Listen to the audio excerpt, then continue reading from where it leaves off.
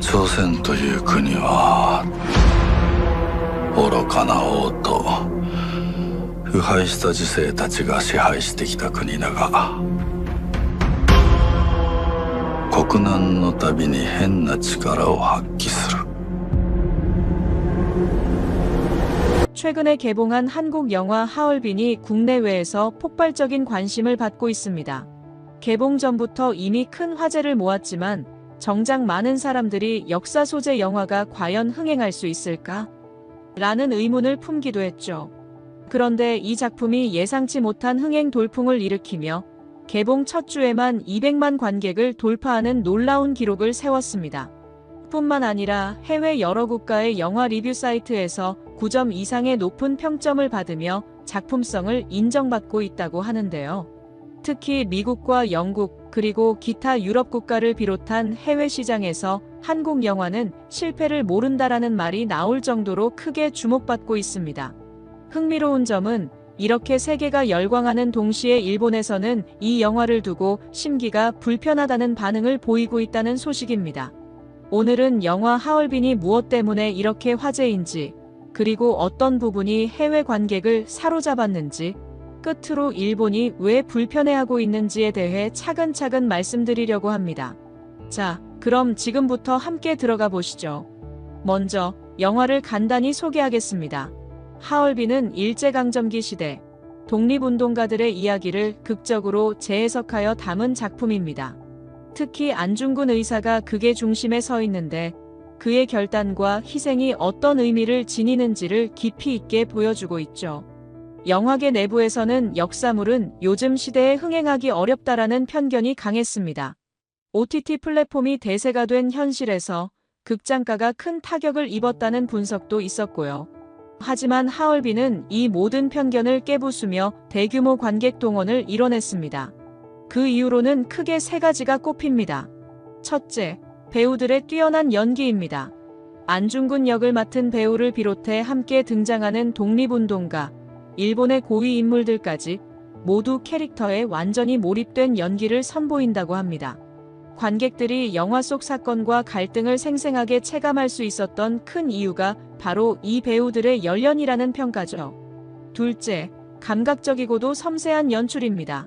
시대극 특유의 무거움만 강조하는 것이 아니라 현대적인 편집 기법과 몰입도, 높은 촬영 기법을 적절히 배치하여 흥미를 잃지 않도록 만든 것이 특징이라고 합니다. 실제로 영화를 본 관객들은 단 한순간도 지루함을 느끼기 어려웠다라며 높은 평점을 부여하고 있습니다. 셋째, 역사적 진정성입니다. 일제강점기 시절 실제로 있었던 사건들과 인물들의 행적을 무리하게 각색하지 않고 되도록 실체적 진실에 가깝게 그렸다는 점이 해외에서도 호평을 받는 요인이라고 합니다. 물론 영화적 재미를 위해 각색 요소가 없을 수는 없지만 이 작품은 사건의 핵심을 벗어나지 않는 선에서 이야기의 완성도를 높였다고 하네요. 하얼빈이 개봉 직후 폭발적인 반응을 얻자 국내 언론은 물론 해외 매체들도 이를 대대적으로 보도하기 시작했습니다. 가장 먼저 미국에서의 반응을 살펴볼까요? 미국의 영화 리뷰 전문 사이트와 소셜 미디어를 보면 한 번도 안중근이라는 인물을 들어본 적이 없었는데 영화를 보고 나서 그의 삶과 의지를 절절하게 느꼈다라는 후기가 많습니다. 어떤 미국 관객은 과거 한국과 일본 사이에 어떤 일이 있었는지 자세히 몰랐는데 이 영화를 통해 비로소 그 시대의 상황을 조금이나마 이해하게 됐다면서 한국의 역사에 관심을 갖게 되었다고 합니다. 또한 여러 해외 영화 전문지, 예를 들어 버라이어티나 할리우드 리포터 등에서도 이 영화가 가진 작품성과 완성도를 높이 평가했습니다. 연출의 완급 조절, 배우들의 감정선, 그리고 역사적 배경에 대한 정교한 고증이 어우러져 단순한 상업영화를 넘어선 깊이 있는 드라마라는 극찬을 받았다는 것이죠. 영국 등 유럽 지역에서는 한국 영화는 믿고 본다라는 인식이 이미 충분히 자리 잡아 있는데요. 하얼빈도 그 흐름을 이어가며 주요 도시의 영화제나 시사회에서 호평이 이어지고 있습니다. 현지 인플루언서들은 자신의 SNS나 유튜브 채널에서 이토록 강렬하면서도 세련된 역사 영화를 오랜만에 만났다라는 후기를 남기고 영국 관객들의 관심을 더욱 높이고 있습니다. 인터넷 커뮤니티나 SNS에서 실제로 화제가 되고 있는 글 중 하나는 왜 지금까지 안중근 의사에 대해 몰랐는가?를 자문하면서 한국 영화 하얼빈을 통해 이 인물이 얼마나 위대한 결단을 내렸고 어떤 정신을 지니고 있었는지를 알게 됐다라는 감상입니다. 이처럼 해외 관객들은 하얼빈을 일종의 역사 교과서나 다큐멘터리적 체험물로 받아들이며 깊은 공감과 감동을 표하고 있죠. 그렇다면 일본은 왜 이 영화에 대해 불편함을 드러내고 있을까요? 일본이 하얼빈을 향해 부정적인 반응을 보이는 이유는 크게 두 가지로 정리될 수 있습니다. 첫째, 과거사 재조명입니다. 영화가 흥행하고 해외에서 큰 관심을 받으면 받을수록 일제강점기 시절 일본이 저질렀던 여러 만행이 다시금 국제사회에 부각됩니다. 일본 내 일부 극우 성향의 네티즌들은 이 점을 몹시 싫어하는 분위기입니다. 그래서 날조된 역사라거나 영화의 흥행 기록이 조작됐다는 식의 근거 없는 주장을 펼치기도 하죠. 둘째, 안중근 의사에 대한 시각입니다. 일본 극우 세력은 안중근 의사를 테러리스트라고 규정해왔습니다. 그러나 해외 관객들은 영화를 보고 그는 테러리스트가 아니라 독립을 위해 자신을 희생한 영웅이라는 쪽으로 시선을 돌리게 됩니다. 자연스럽게 일본이 과거사에 대해 얼마만큼 왜곡된 시각을 갖고 있었는지 해외 여론이 의심을 품게 되죠. 이렇다 보니 일본에서는 하얼빈이 만들어낸 이 모든 흥행과 해외의 긍정적 평가는 부풀려진 것이며 실상은 그렇지 않다라는 식의 주장을 내놓는 경우가 종종 보입니다. 하지만 이 역시도 많은 해외 관객들이 직접 영화를 보고 또한 역사 기록을 찾아보면서 일본이야말로 역사적 사실을 감추거나 왜곡하려는 것 아니냐라는 의문을 제기하게 만드는 역효과로 작용하고 있다고 합니다. 그렇다고 해서 일본 정부가 영화 하얼빈을 비난하는 것은 아닙니다. 일본 내 일부 젊은 세대나 진보적인 성향의 언론은 역사를 직면해야 한다며 오히려 영화를 보고 스스로 반성하는 태도를 보이는 경우도 있습니다. 일본도 문화 콘텐츠 분야에서 더 과감하게 자신들의 문제점을 다루어야 한다라며 영화 산업의 정체를 고민하는 목소리도 나오고 있죠. 하얼빈이 이처럼 전 세계적으로 화제가 되는 것은 단순히 흥행 수치 이상의 의미를 지닌다고 할 수 있습니다. 먼저 한국 영화 산업의 저력입니다.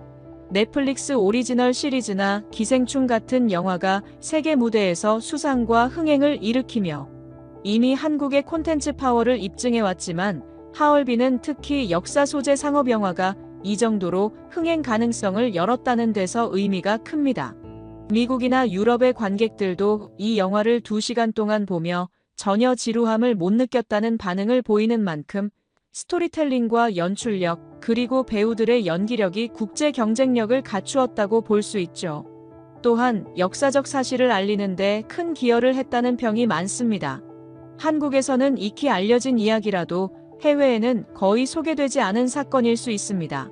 하얼빈을 관람한 해외 관객들이 안중근은 이제 알았지만 더욱 많은 독립운동가 이야기를 찾아보고 싶다며 관련 서적이나 자료를 찾는 경우가 늘었다는 소식은 문화 콘텐츠가 역사 교육의 장으로 기능할 수 있음을 증명해줍니다.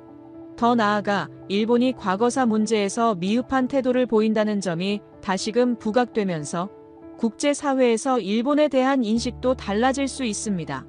하얼빈이 직접적인 역할을 하기보다는 왜 한국인들은 이 문제에 그렇게까지 감정적으로 대응하나?를 궁금해하는 해외인들에게 이 영화를 통해 한국인들의 아픔과 분노의 뿌리를 자연스럽게 전달하는 역할을 해주고 있다는 의미죠. 조금 더 구체적으로 해외 관객들이 남긴 감상이나 리뷰를 살펴보겠습니다. 미국 관객 어씨는 하얼빈을 보기 전에는 안중근이라는 인물이 단순히 일본의 적대감을 품은 사람이라고 생각했다. 그런데 영화를 보고 나니 그는 테러리스트가 아니라 자국의 독립을 위해 희생을 각오했던 인물이었다. 그의 신념이 너무나도 인상적이라 영화를 본 뒤에 한참 동안 책도 찾아보고 관련 역사 자료도 살펴봤다. 영국 SNS 사용자 B씨는 처음에는 순수하게 재미를 위해 극장을 갔는데 막상 영화를 보니 눈물이 날 정도로 감정이입이 됐다. 한국 배우들의 연기가 너무 훌륭했고 특히 일본이 저지른 만행들을 그저 폭로하는 것이 아니라 역사적 맥락 안에서 풀어낸 점이 좋았다. 내가 영국인이라 해도 충분히 이해할 수 있는 스토리였다. 유럽 영화제 관계자 CC는 하얼빈은 역사극이면서도 현대적인 감각이 돋보이는 독특한 작품이다. 이 영화가 영화제에서 큰 호응을 얻은 이유는 오락성과 작품성을 절묘하게 결합했기 때문이다. 다소 무겁게 느껴질 수 있는 소재를 흡입력 있게 풀어낸 점이 특히 인상적이었다.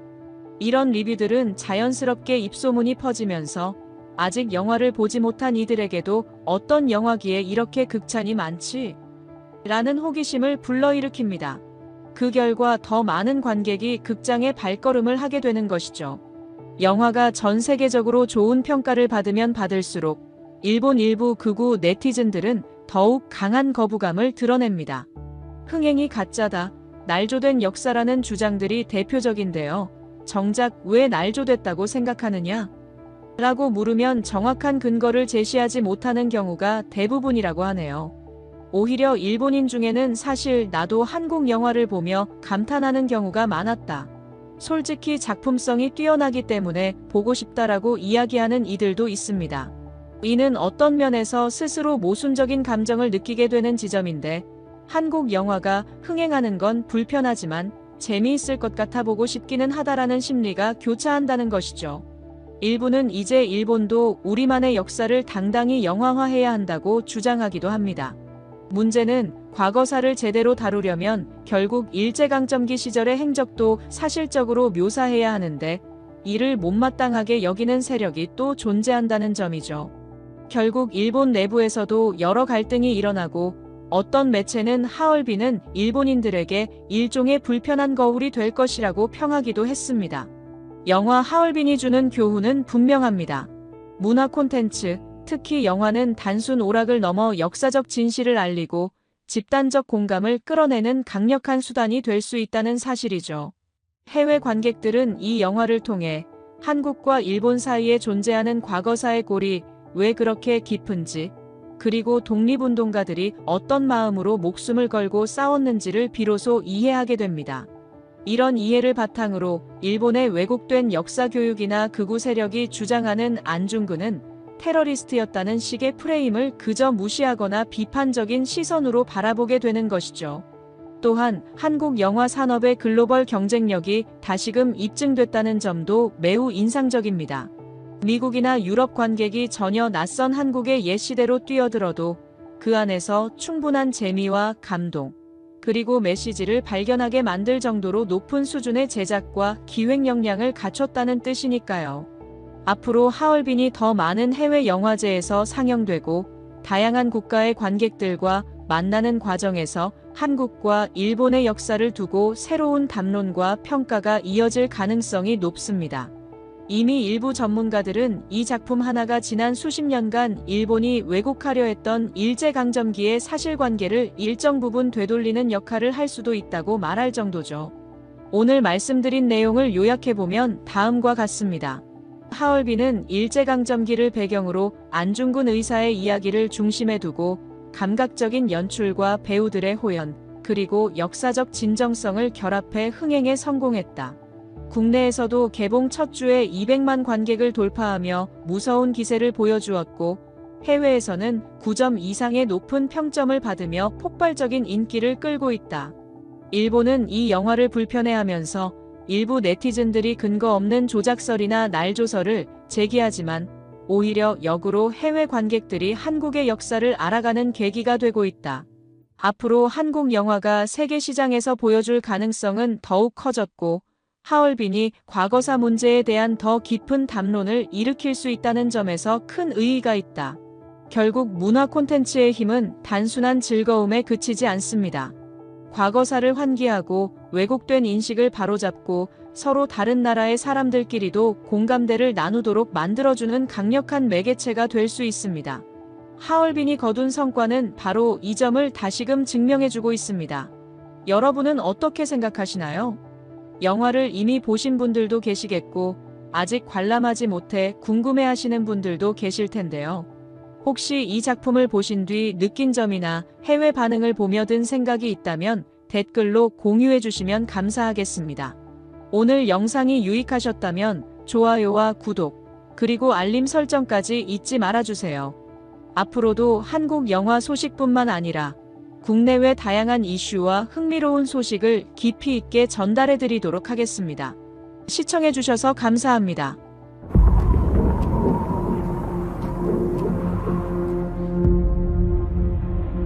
朝鮮という国は愚かな王と腐敗した時勢たちが支配してきた国だが、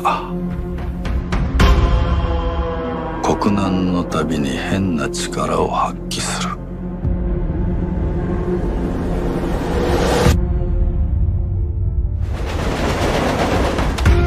하얼빈에서 해치웁시다. 할 수 있겠소. 저도 하얼빈으로 가겠습니다. 안중근, 적에게 노출되었네. 지금 멈출 순 없습니다.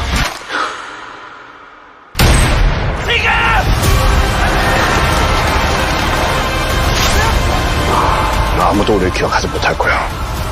동지들의 목숨을 가벼이 여기지 마시오. 독립이 되겠어. 자네의 결정에 다른 동지들의 목숨이 달려있어.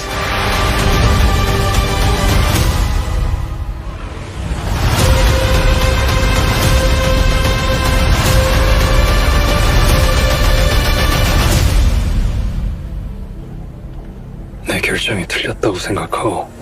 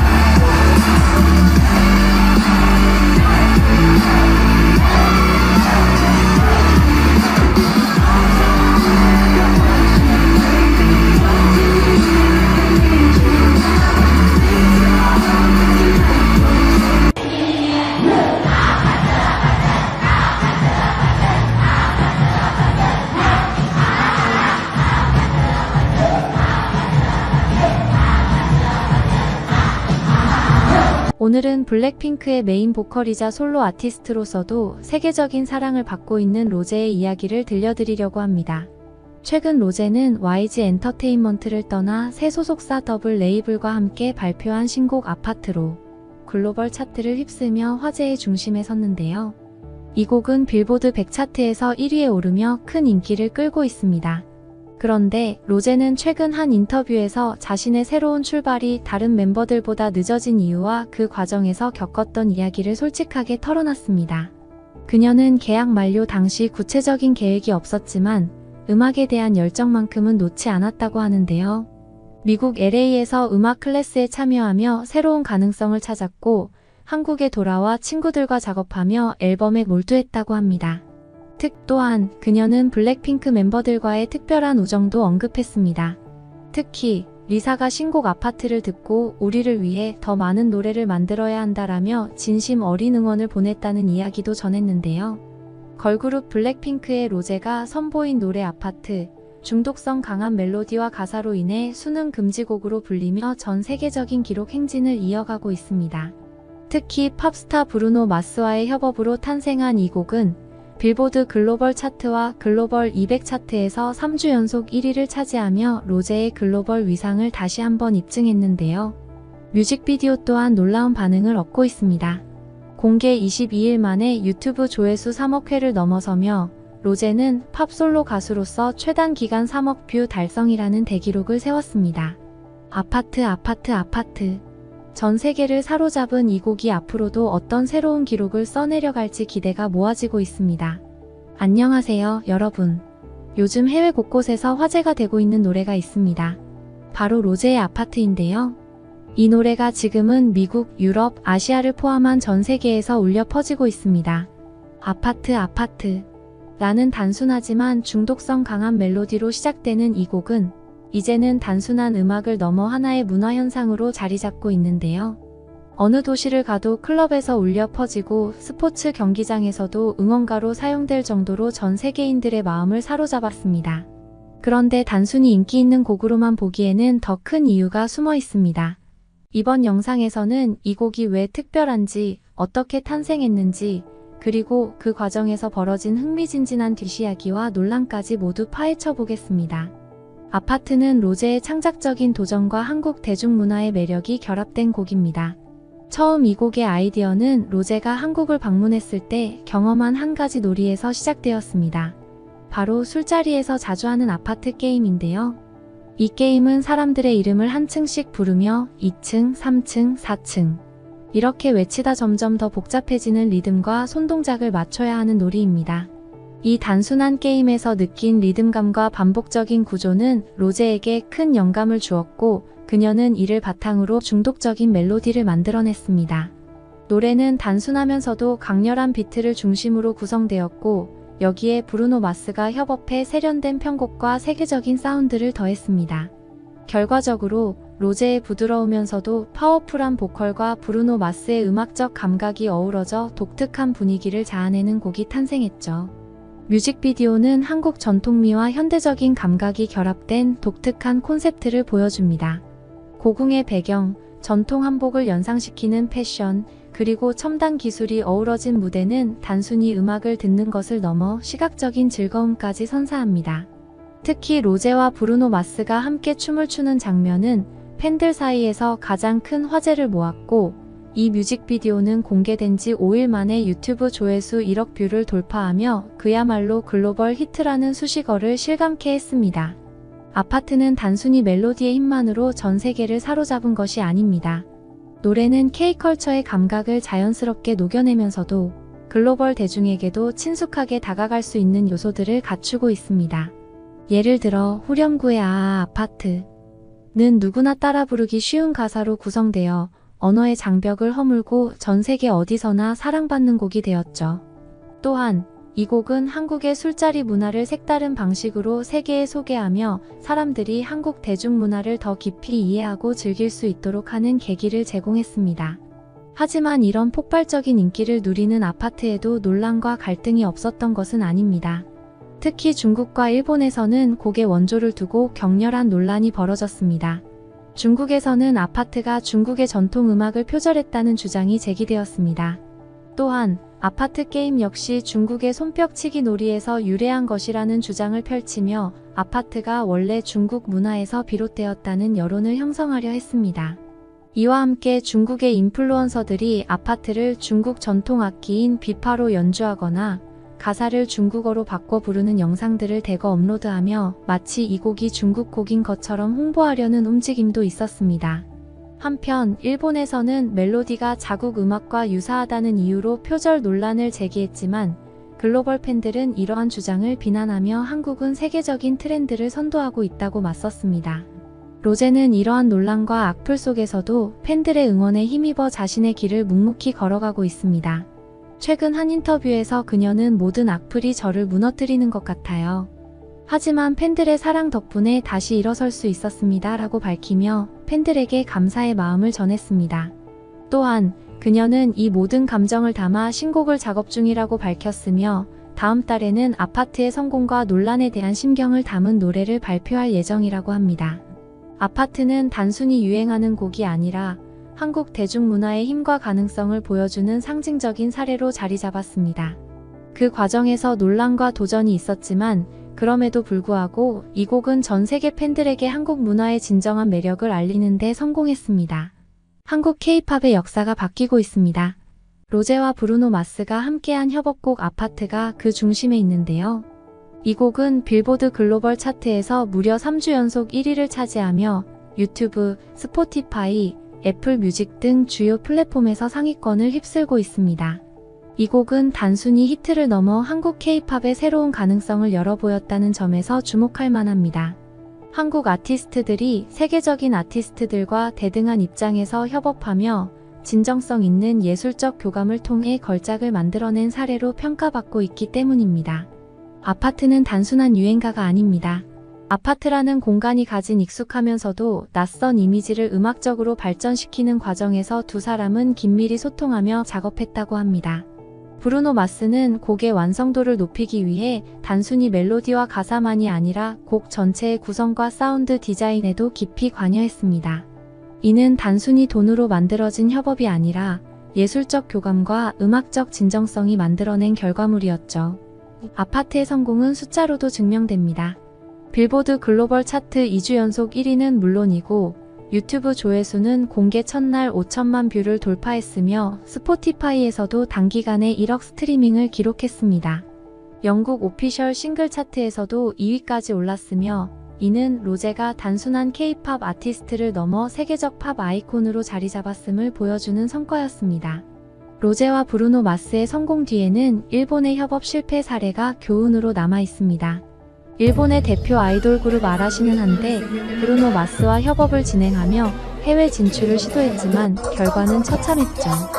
일본은 BTS의 세계적 성공에 자극받아 자존심을 회복하기 위해 아라시와 브루노 마스의 협업 프로젝트에 무려 70억 원이라는 거금을 투자했습니다.